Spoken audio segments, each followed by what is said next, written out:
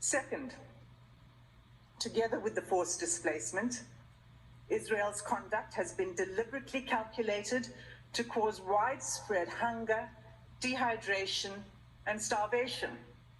Israel's campaign has pushed Gazans to the brink of famine.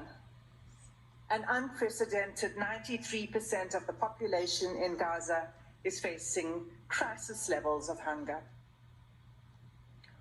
Of all the people in the world currently suffering catastrophic hunger, more than 80% are in Gaza.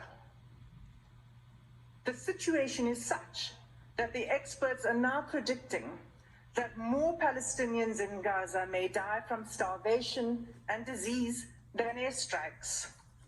And yet Israel continues to impede the effective delivery of humanitarian assistance to Palestinians, not only refusing to allow sufficient aid in, but removing the ability to distribute it through constant bombardment and obstruction.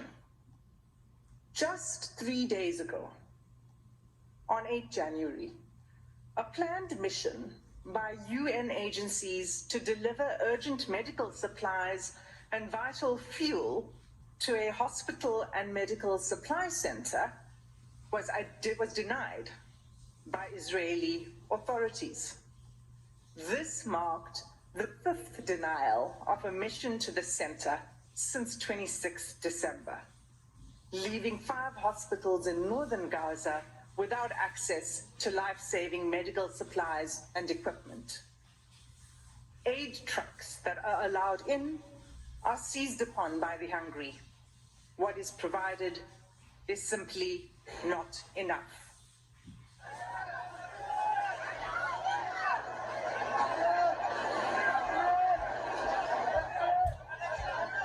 Madam President, members of the court, this is an image of an aid truck arriving in Gaza. Third, Israel has deliberately inflicted conditions in which Palestinians in Gaza are denied adequate shelter, clothes, or sanitation. For weeks, there have been acute shortages of clothes, bedding, blankets, and critical non-food items. Clean water is all but gone, leaving far below the amount required to safely drink, clean, and cook. Accordingly, the WHO has stated that Gaza is experiencing soaring rates of infectious disease outbreaks. Cases of diarrhea in children under 5 years of age have increased 2,000% since hostilities began. When combined and left untreated, malnutrition and disease create a deadly cycle. The 4th genocidal act under Article 2B is Israel's military assault on Gaza's healthcare system, which renders life unsustainable. Even by 7 December, the UN Special Rapporteur on the right to health noted that the healthcare infrastructure in the Gaza Strip has been completely obliterated. Those wounded by Israel in Gaza are being deprived of life-saving medical care. Gaza's healthcare system, already crippled by years of blockade and prior attacks by Israel, is unable to cope with the sheer scale of the injuries. Finally, the UN Special Rapporteur on Violence Against Women and Girls has pointed to acts committed by Israel that would fall under the 4th category of genocidal acts in Article 2D of the Convention. On 22 November, she expressly warned the following: the reproductive violence inflicted by Israel on Palestinian women, newborn babies, infants, and children could be qualified as acts of genocide under Article 2 of the Genocide Convention, including imposing measures intended to prevent births within a group. Israel is blocking the delivery of life-saving aid, including essential medical kits for delivering babies, in circumstances where an estimated 180 women are giving birth in Gaza each day. Of these 180 women, the WHO warns that 15% are likely to experience pregnancy or birth-related complications and need additional medical care.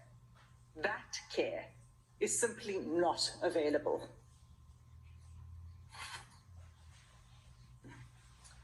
In sum, Madam President, all of these acts, individually and collectively, form a calculated pattern of conduct by Israel, indicating a genocidal intent. This intent is evident from Israel's conduct in specially targeting Palestinians living in Gaza, using weaponry that causes large-scale homicidal destruction, as well as targeted sniping of civilians, designating safe zones for Palestinians to seek refuge, and then bombing these, depriving Palestinians in Gaza of basic needs: food, water, healthcare, fuel, sanitation, and communications, destroying social infrastructure, homes, schools, mosques, churches, hospitals, and killing, seriously injuring, and leaving large numbers of children orphaned. Genocides are never declared in advance, but this court has the benefit of the past 13 weeks of evidence that shows incontrovertibly a pattern of conduct and related intention that justifies a plausible claim of genocidal acts. In the Gambia-Myanmar case, this court did not hesitate to impose provisional measures in relation to allegations that Myanmar was committing genocidal acts against the Rohingya within the Rakhine state. The facts before the court today are sadly even more stark, and like the Gambia-Myanmar case, deserve and demand this court's intervention. Every day, there is mounting irreparable loss of life, property, dignity, and humanity for the Palestinian people. Our news feeds show graphic images of suffering that has become unbearable to watch. Nothing will stop the suffering except an order from this court. Without an indication of provisional measures, the atrocities will continue, with the Israeli Defense Force indicating that it intends pursuing this course of action for at least a year. In the words of the UN Under-Secretary General on 5 January 2024, I quote, "You think getting aid into Gaza is easy?